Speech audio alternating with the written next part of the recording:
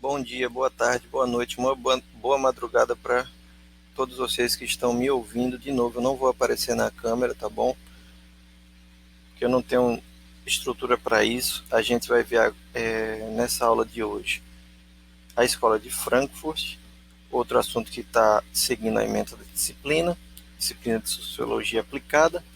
A gente vai ver essa gama de pensadores que normalmente a gente escuta falar muita coisa a respeito, mas pouca coisa que preste. Então a gente vai perceber aqui, principalmente, os conceitos centrais dos frankfurtianos, compreender como que eles começaram, de onde eles vieram, para onde eles foram, onde é que eles estão agora, ok? A escola de Frankfurt está na terceira ou quarta geração atualmente, é uma escola que resplandece, surge na filosofia, resplandece na economia, na psicologia, na sociologia, na comunicação, no direito, nas artes, enfim, em várias escolas, ok? Aqui nessa imagem aqui a gente tem alguns dos principais representantes da escola de Frankfurt.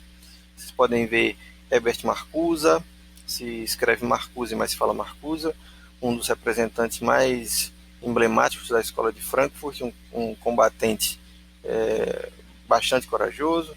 Depois a gente teve o Walter Benjamin que foi um dos também mais relevantes membros, e embora ele não tenha feito parte do Instituto de Estudos Sociais a qual a Escola de Frankfurt estivesse vinculado, ele é forte influência e tinha fortes relações com os principais teóricos da Escola de Frankfurt, e acabou falecendo muito jovem, fugindo dos nazistas na França em 1940, 1941, se não me engano.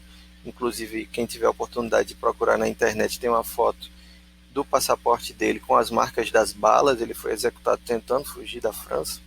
A gente tem o Erich Fromm, que foi também um grande influente da psicologia social.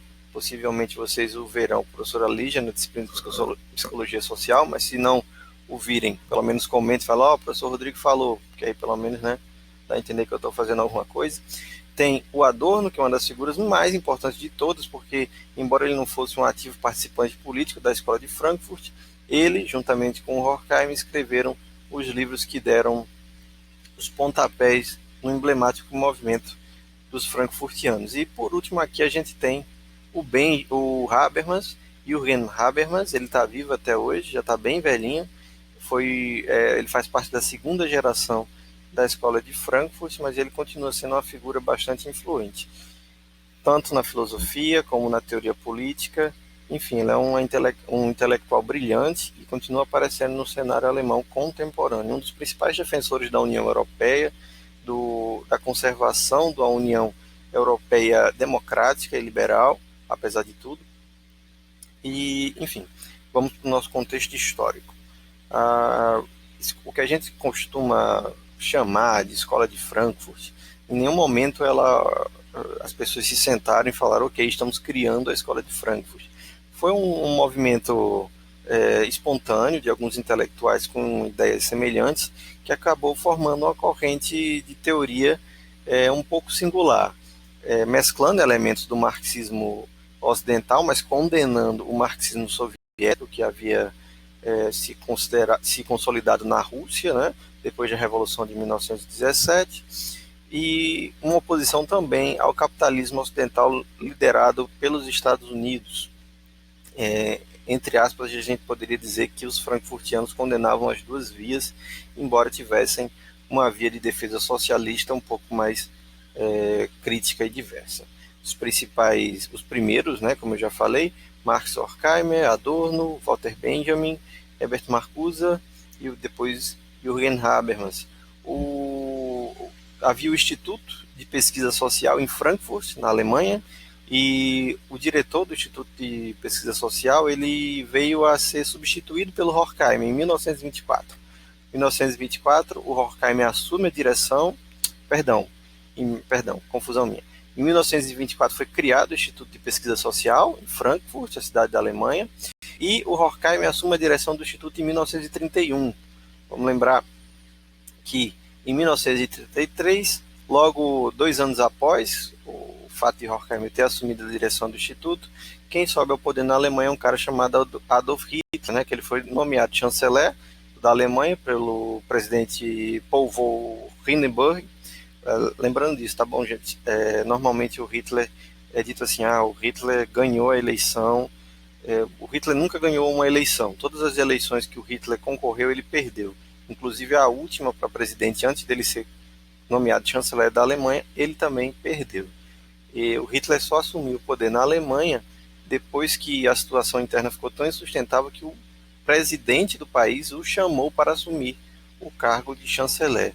Chanceler na Alemanha seria o equivalente ao primeiro-ministro inglês. O presidente teria um cargo mais figurativo, mais representativo, enquanto que o chanceler seria o líder do governo e principal chefe do poder executivo.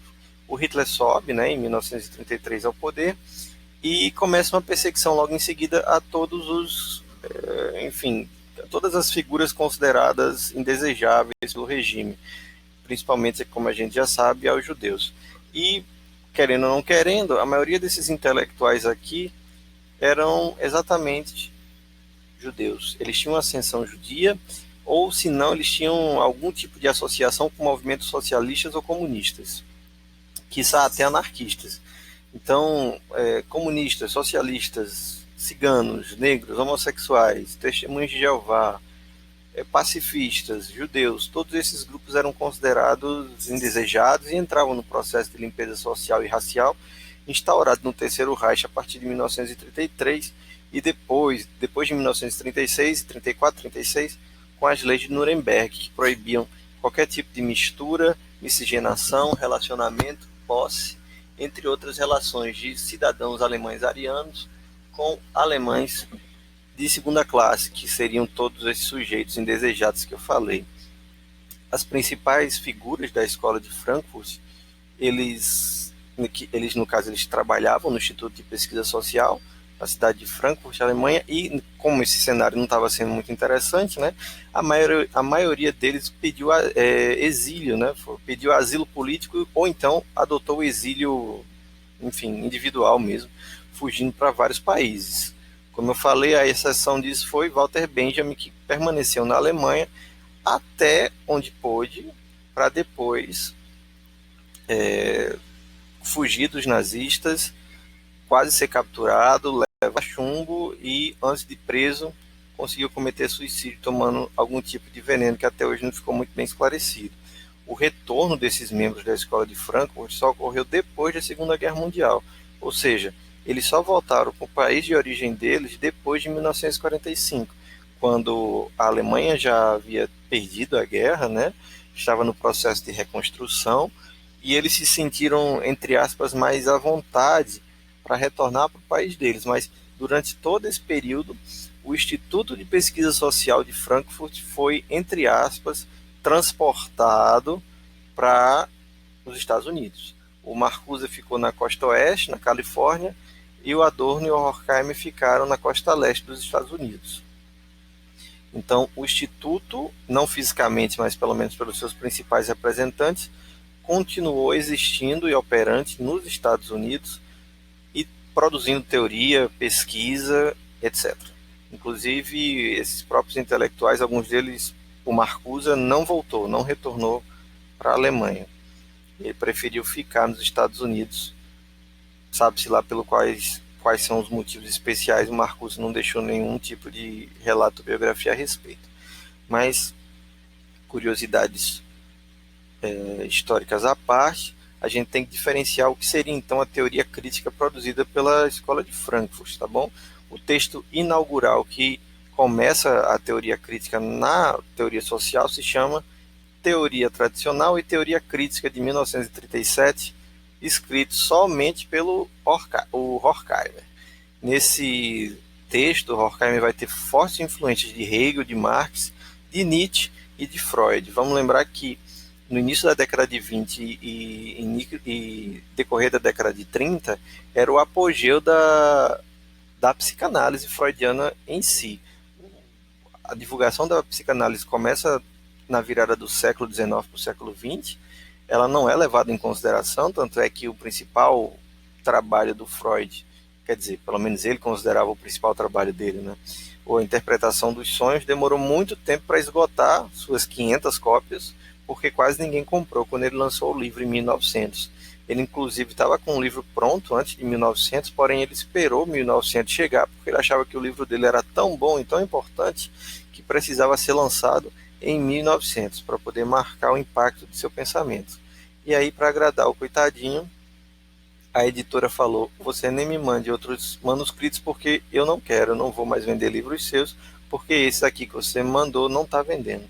Só depois da década de 10 a psicanálise começa a se espalhar e a ser levada em consideração como área da ciência a ser escutada, percebida, e o Freud vai exercer muita influência sobre Adorno e Horkheimer, no sentido de que eles precisavam construir uma teoria social capaz de interpretar vários fenômenos novos, mas que fugisse só da filosofia, que não ficasse somente na própria filosofia.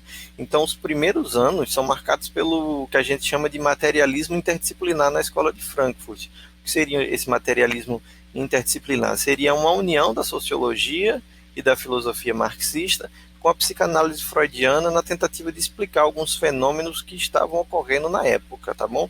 Essa é considerada uma postura heterodoxa, contra, então, as ortodoxias de direita e de esquerda. Lembrando, nessa época havia toda uma polarização para saber quem é que conseguia manter o poder nas principais potências da Europa, tá bom? A gente tinha uma luta ferrenha entre direita e esquerda, a esquerda chefiada pela própria União Soviética exportando a sua influência, por exemplo, na Guerra Civil Espanhola, quando a União Soviética enviou recursos, tropas, entre outros materiais bélicos, para poder favorecer o lado da República Espanhola, enquanto que a direita, os nazistas, os italianos de Mussolini, enviaram soldados e muito recurso para poder ajudar os fascistas de Francisco Franco. A Guerra Civil Espanhola, só para quem não lembra, basicamente foi uma guerra civil dentro da própria Espanha entre dois grupos, o grupo que defendia a permanência da República e o grupo de Francisco Franco que defendia a instauração de um regime fascista dentro da Espanha. A Espanha foi partida em dois pedaços, né? Só que os franquistas, com apoio da Alemanha e da Itália, conseguiram derrotar as forças da República. Inclusive, os alemães mandaram tanto armamento, tantas tropas, tantos recursos, e que ficou bastante conhecido o episódio de Guernica, que Pablo Picasso pintou depois, né, com a obra do mesmo nome, aquela obra toda preta. Eu acho que eu tenho até aqui a imagem. Vamos ver aqui. Guernica, Picasso.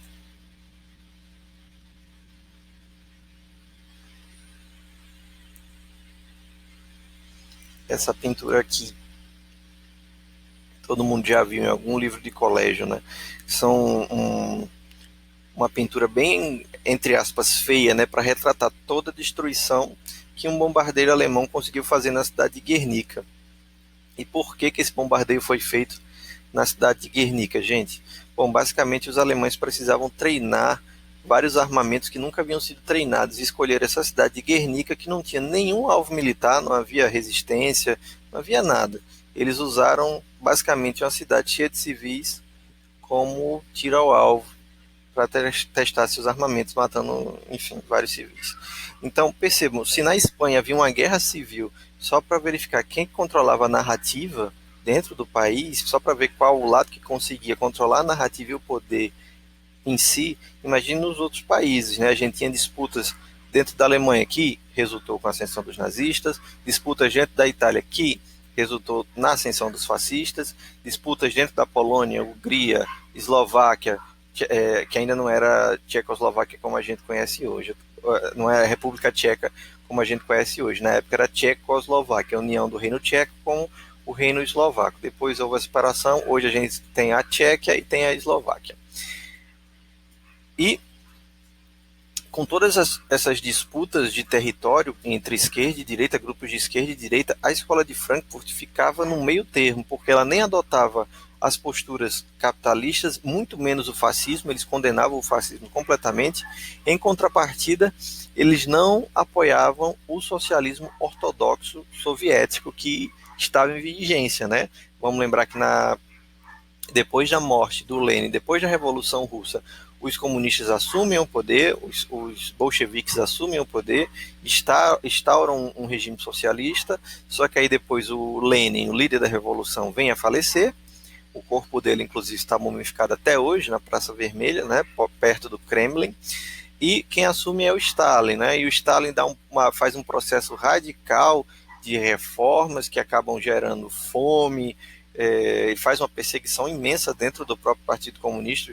O Stalin basicamente brincava de ditador, eliminando boa parte do Partido Comunista e executando milhares de opositores. A escola de Frankfurt não queria ficar nem de um lado nem de outro. Eles achavam que existiria então um caminho heterodoxo para compreender a realidade e transformar a realidade de outro jeito. Então, o segundo período da escola de Frankfurt vai se dar em 1940 e 1941, depois da escrita da teoria tradicional e teoria crítica. Vai surgir o que? A problemática passa a ser vista sobre a ótica de uma crítica da razão moderna, tá bom?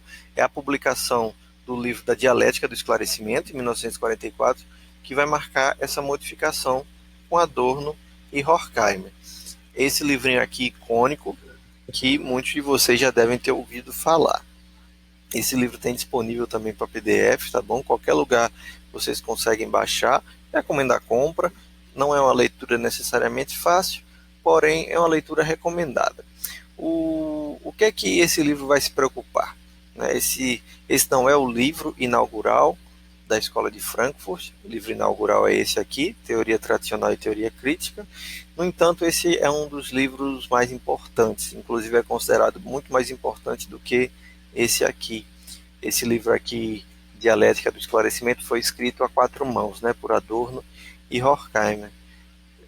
Os vários problemas vivenciados ao longo do século XX, incluindo o avanço dos governos totalitários na Europa, que levaram aos frankfurtianos a se voltarem para uma reflexão sobre a sociedade moderna. Ao invés de progredir para degraus cada vez mais elevados da liberdade e igualdade, o mundo parecia estar mergulhando no obscurantismo e na violência. O que acontecia? Vamos lá. A gente tem uma realidade onde havia ascensão da Revolução Industrial, da ciência, do progresso. No entanto, o mundo estava entrando em guerra, em convulsões. A gente tinha acabado de sair da Primeira Guerra Mundial, 1914 e 1918. A gente entrou no período entre guerras com o avanço dos regimes totalitários, seja soviético ou seja fascista. A gente tem um aumento exacerbado de violência e um obscurantismo geral. O que estava acontecendo com a humanidade? Esse era o principal questionamento dos frankfurtianos, né? O projeto iluminista levaria para a liberdade? Vamos lembrar, o projeto do iluminismo era o que? Através da ciência, da razão, da indústria, do progresso, a humanidade vai atingir maravilhas, a igualdade vai ser alcançada, a liberdade está ali no horizonte, a igualdade é aqui e agora. Mas nesse mundo cheio de razão, cheio de liberdade, cheio de progresso, cheio de tudo, aparentemente não era isso que estava acontecendo. Então o projeto frankfurtiano começa a desenvolver o quê? Uma crítica ao projeto iluminista, no sentido de quê? De dizer que a razão, o progresso, a ciência, a indústria não levam necessariamente à liberdade, à igualdade, à democracia. Pelo contrário, a razão no mundo moderno não vira necessariamente símbolo de liberdade. Existe o quê? O que os frankfurtianos vão falar de uma instrumentalização da razão. Ou seja, a razão é utilizada para a dominação e a violência. De novo, parece contraditório. Se por um ponto vocês têm a mensagem iluminista de que a razão, a ciência, a revolução industrial, a democracia liberal burguesa são capazes de levar a humanidade a um patamar jamais visto, em contrapartida a gente tem um mundo mergulhado em conflitos internacionais, guerras, ascensão de regimes totalitários, violência. Lembrando, gente, a gente está vivendo aqui, ao finalzinho da Segunda Guerra Mundial, não se tinha nem noção dos campos de concentração ainda, não a nível internacional. Não se tinha noção de que a Alemanha mandou para campos de concentração mais de 10 milhões de pessoas, 6 milhões, só 6 milhões de judeus. E, claro, cabe aí fazer uma diferenciação básica, né, de campos de extermínio e campos de concentração. Né? Então, o progresso da razão, ao mesmo tempo em que tira a humanidade da barbárie, é responsável pela sua perpetuação. O progresso da razão, ao mesmo tempo em que parece salvar a humanidade de um problema, leva para outros. A gente tem a ascensão, por exemplo, desse tipo de monstruosidade. A gente vê aqui uma foto colorida artificialmente, que é o chamado Congresso de Nuremberg, que acontecia todo ano. Na Alemanha, a gente vê aqui os membros da SS, da Schutzstaffel, que eram as tropas de segurança, as tropas de elite, que faziam a salvaguarda do partido. Para vocês terem uma ideia, para poder fazer parte dessas tropas de elite, era necessário provar a ascendência alemã de várias gerações. Enfim, através de alguns parâmetros bastante esquisitos, era necessário provar a pureza racial.